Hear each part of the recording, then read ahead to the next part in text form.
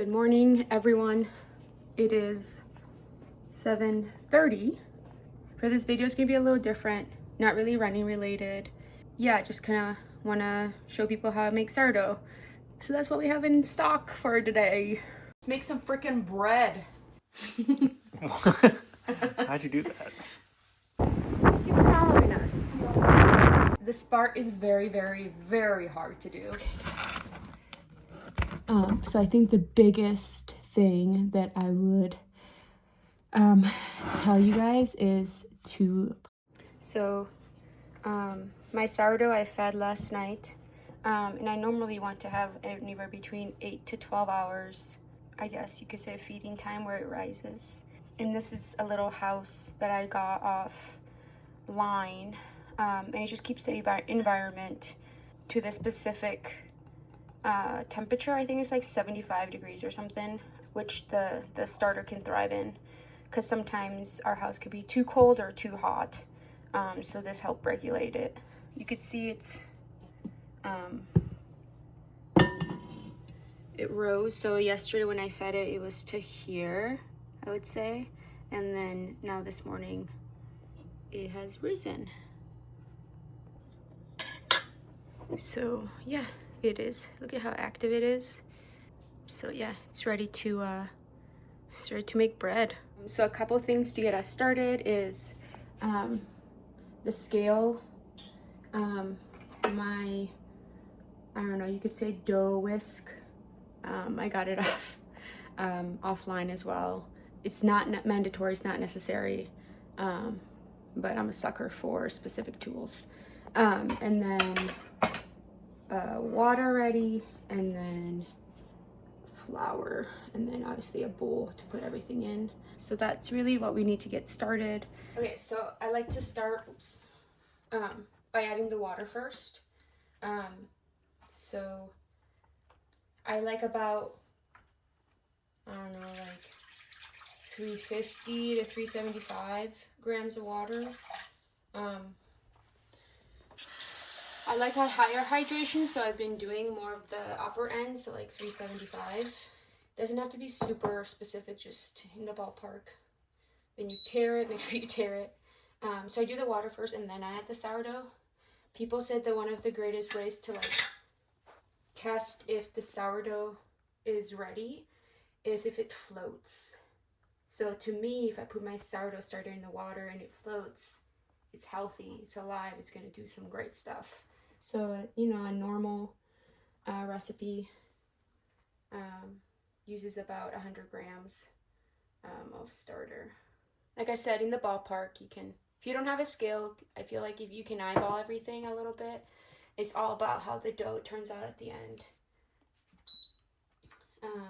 All right, so now that that's in there, I'd like to turn my scale off so it doesn't all get all weird. You can see it's floating. See how it's floating? It means it's healthy. And then I mix. Some people like to throw all their ingredients in at one go, but I don't. I used to do that, and this is just the way that I found out works for me, and I've made great bread. Just so everything's distributed more evenly, I believe. So essentially it turns into this almost milk consistency. You want to make sure the whole starter is nice and evaporated and becomes one with the water. Okay, so then I turn my scale back on.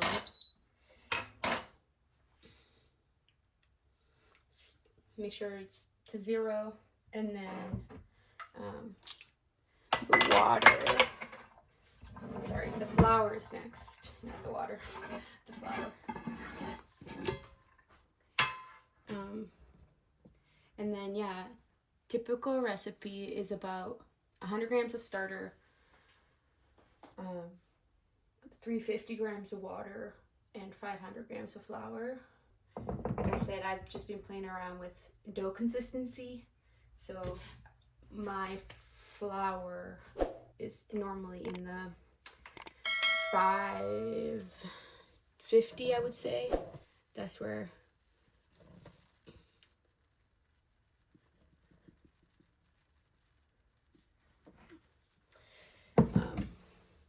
Okay, so then I also turn this off. And actually at this point, I don't really need the skill anymore until I add the salt in. So then I just use my very fancy dough whisk to just mix everything, incorporate everything. Some people really like their dough more of a hydrated state, so they call it higher hydration dough. And I've played around with that. I had one dough that was specifically sticky and wet. It makes the bread, I believe, more fluffy and lasts longer, but it is harder to manage. That's the only downside of higher hydration dough. I would say this is about 80% hydration. Once everything's incorporated, the dough is gonna be pretty, I don't know, raggedy. I don't know how to even describe it. It's not smooth yet, that's what I'm trying to say. And that's okay. Because the goal of the first step is just to make sure you use all of the flour, incorporate so there's no dry flour anywhere. Just use this. Okay, so then we're done with this fancy stick.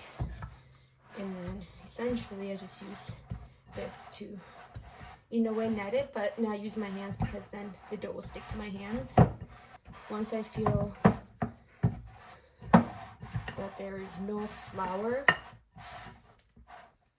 in the bowl, see it's getting stickier, that's all about the hydration. Then this is the step where I just let it be. So I will cover it, let it sit for about an hour. Then I'll add the salt. The salt will help it slow down the fermentation so that you don't overproof. And then yeah, then we start our stretch and folds. So that's all for right now. See you in a bit. It's been about an hour, so I'm adding the salt. I'm doing about 13 grams of salt. Sprinkle it, and then take a little bit, that much water, tablespoon maybe, sprinkle it on top. Take this, and essentially I just net it in there. Knead it, net it, knead it, whatever. Since letting the dough sit, it's taking a different sort of form. It's getting smoother, not as raggedy.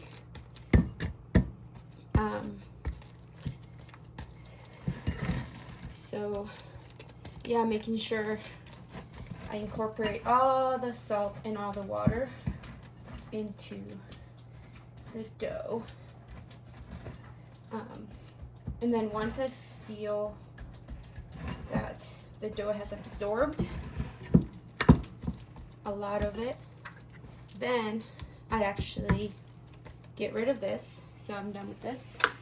Then I wet my hand, my working hand, and then I try to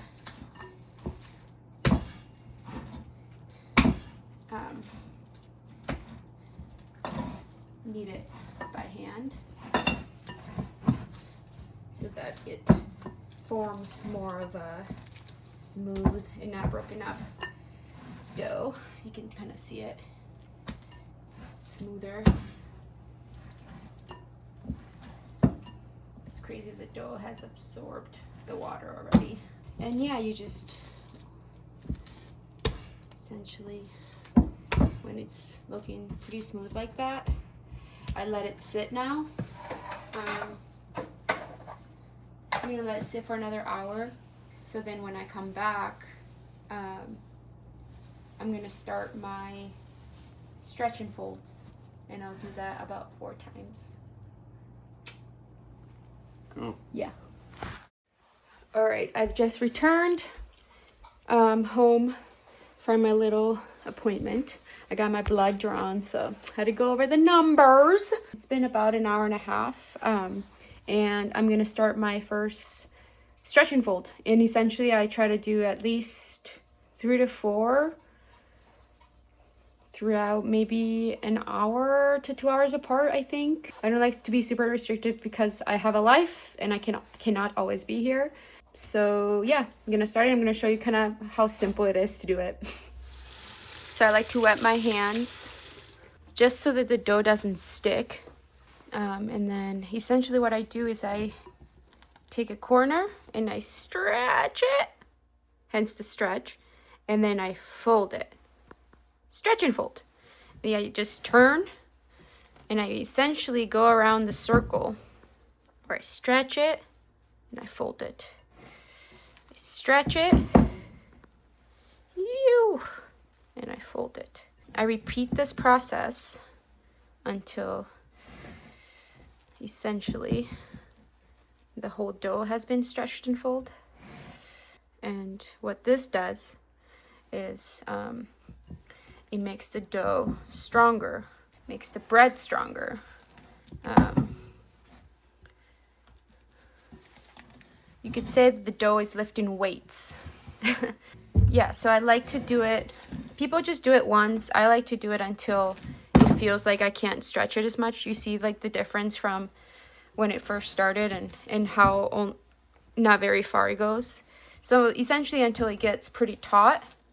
And then I let it sit for another hour or two. I'm gonna go run with the dogs between this one and my second stretch and fold. And yeah, I try to keep it out of the sun so it doesn't overproof too fast. But yeah, essentially I cover it and let it be.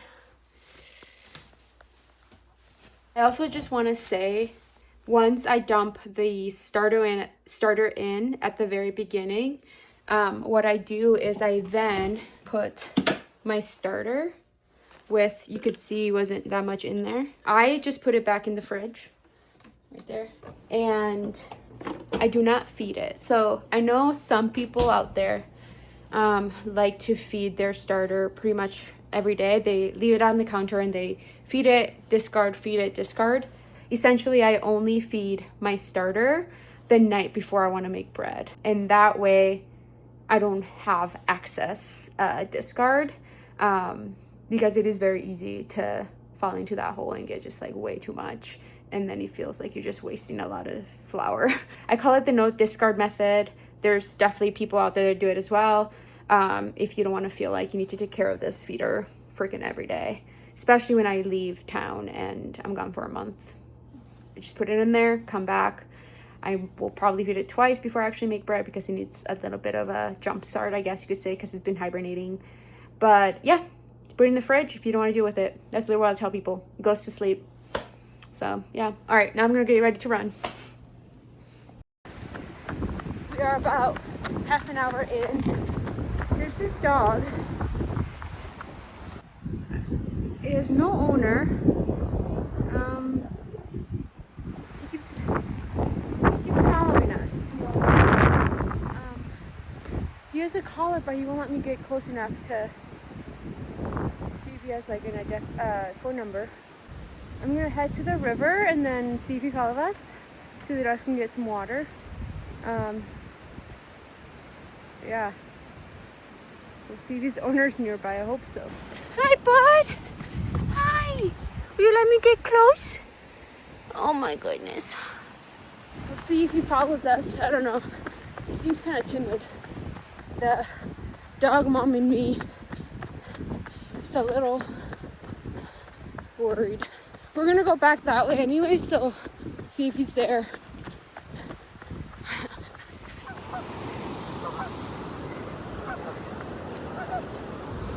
Oh yeah.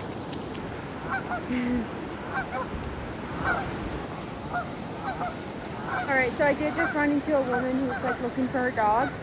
So I pointed her in the right direction of where that cute little black corgi looking dog was.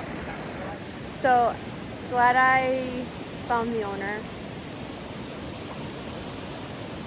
I'm glad that kept us close. All right, guys.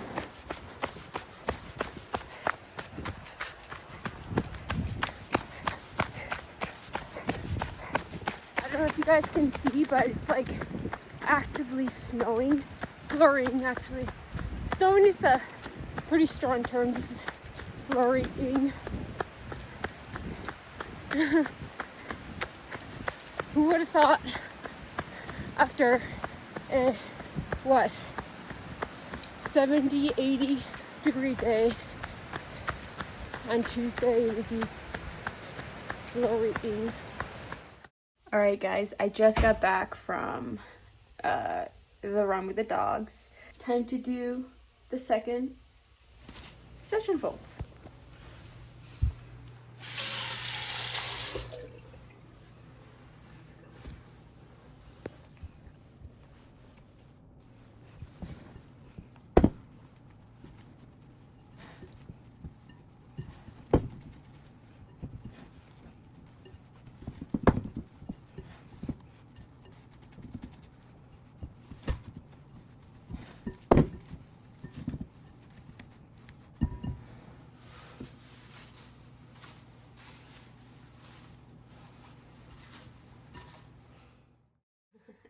So I'm doing my last stretch and fold.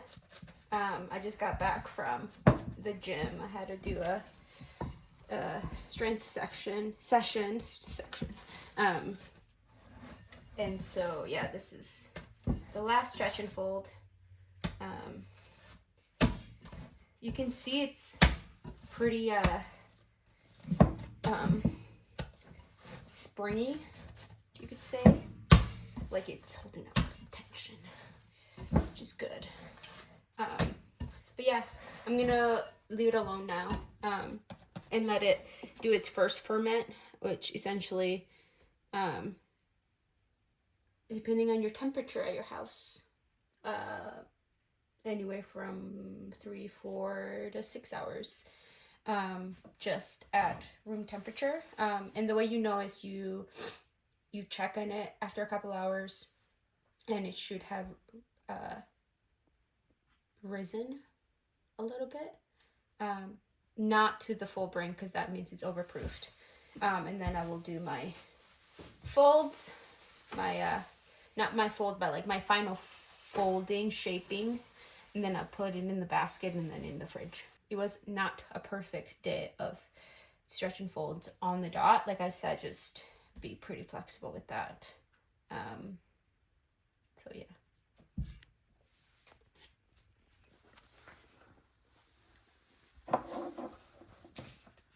What's up? All right, so we are on the last step for today. And that's shaping the bread. It was sticky.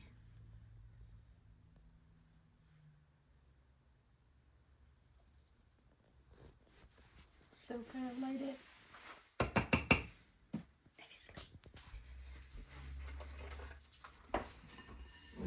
So it rose, but it's not completely to the top. If it was completely to the top, I'd be concerned that it was overproofed. So then I'm just gonna scrape and dump onto the flour surface. Look at these bubbles. What does that mean? It means it's eating. All right, so there's definitely different types of shaping methods. This is the one that I've been using. Take one side.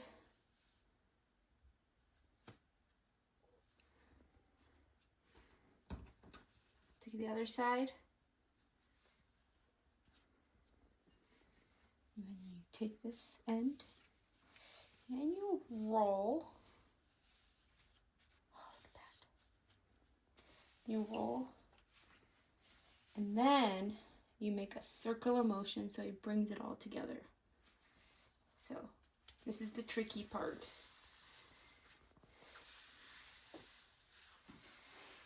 So essentially like around the world and then in, around the world, in, around the world, in.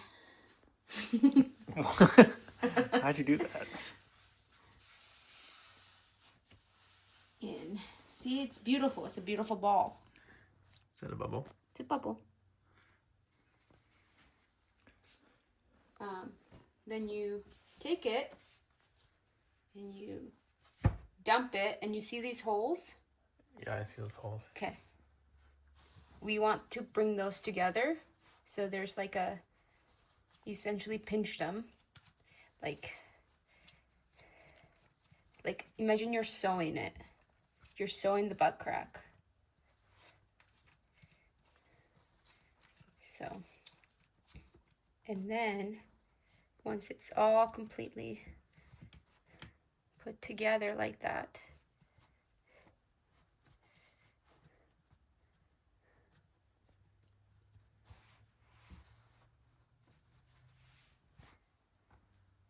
take a little flour and again sprinkle the top. And I do this just so that the cloth doesn't get super sticky or gets some of that on it. So it's bullet stick proof, you could say. And then you put it into this cocoon, a little cocoon, live, love, bake cocoon. So cheesy. It's embarrassing. It's so embarrassing. And then it's going to go into the fridge, and it's going to stay there overnight to do its second fermentation. And I'm gonna bake it in the morning. You can bake it, you can leave it in the fridge up to 3 days, but I need bread tomorrow, so I'm gonna bake it tomorrow. And we will show you the finished product. Bye.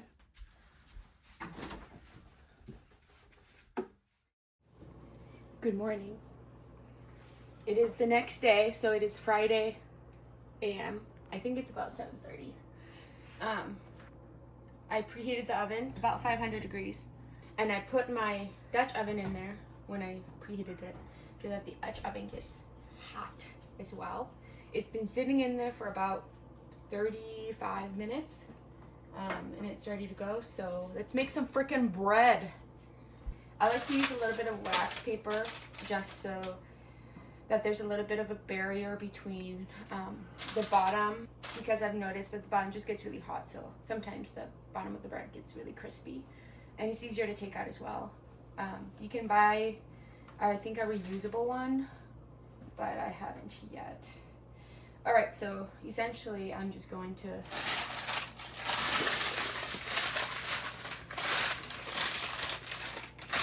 slip it on there. And then you can take a fancy little razor blade and score. So you can do different types of scores to help with like the steaming and the cooking of the inside. And then you can do like, pretty little designs if you want to be like more fancy.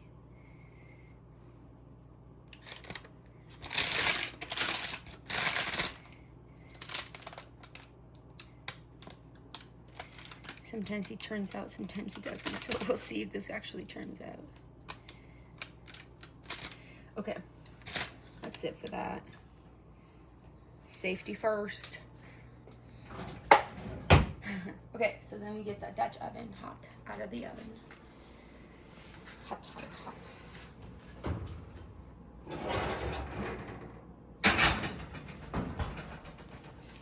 Take the lid off.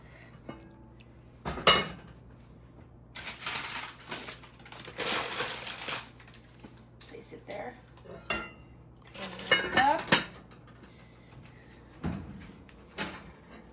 Goes back in there.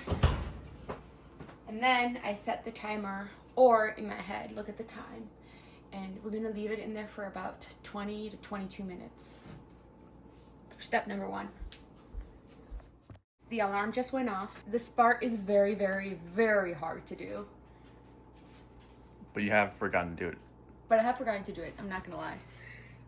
You turn it to about 375, 380. Like I said, this is a guesstimate. That's 440. Sorry, 3. I told you this was a hard step. Yeah, so 375, 380. And then what you're going to do is you're going to take the lid off. Oh, there's a peak. There's a peak. You're going to take the lid off. Temperature's down, lid off. Now you're going to bake it for about 25 minutes. And this is honestly to finish the bread inside, but also the crust. This is where the crust gets nice and golden. So 25 minutes. You already see the finished product. 25 minutes has gone by. Wow.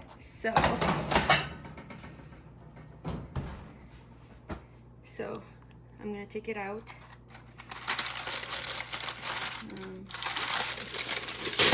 Oh, that's great. This is very hot. It's fine. Voila! You got some sourdough. I would cut it for you guys, but it is not advised. It is ill-advised to cut a loaf of bread straight from the oven. The inside's still hot, still baking some. And sometimes if you cut into it too fast, it kind of destroys the process of that. Doesn't mean people haven't done it before. It's just, it'll be fluffier. It's kind of like, it'll be fluffier and just way better if you let it cool off. So, now we wait about at least an hour to 2 hours before slicing it. But you can see how well it has risen. The crust is nice and golden. It's not burnt. Oh, yeah, better this way. The nut test. Come in. It's nice and hollow and voluminous. Yeah.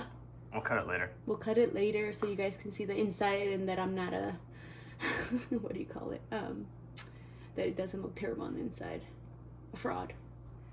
That I'm not a fraud. You're not hollow. And that it's legit a very nice looking piece of bread. So yeah. Okay guys, the moment of truth has arrived. I'm gonna cut this loaf. It is 2 p.m. in the afternoon. I just got back from my run and I'm going to make a freaking egg sandwich. So it's the perfect time to cut the bread. It's definitely cooled off since the morning. That way I can show you guys what the inside looks like. Hopefully this helped you in your journey of sourdoughing.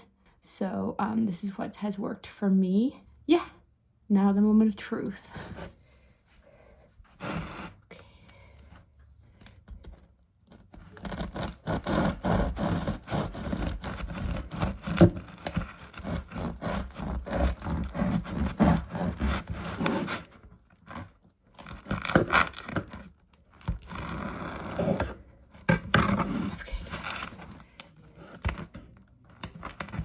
So beautiful. Now you guys have seen the whole sourdough process that I go through whenever you see me posting about it. I make bread about every 3 days. So I think the biggest freaking stove. So I think the biggest thing that I would tell you guys is to plan ahead. Don't make sourdough on a day you know you're going to be gone hours and hours and hours at a time throughout the day. But if you know you're going to be pretty much around, that's a great day to make sourdough. So plan ahead. And yeah, thanks for watching. This has been definitely a different video than just me talking about running and training and racing. So yeah, just a different part of my life that I love. I love baking and I love cooking. And it's really cool that you guys were interested. So thank you. And yeah, like, comment, subscribe, and till next time.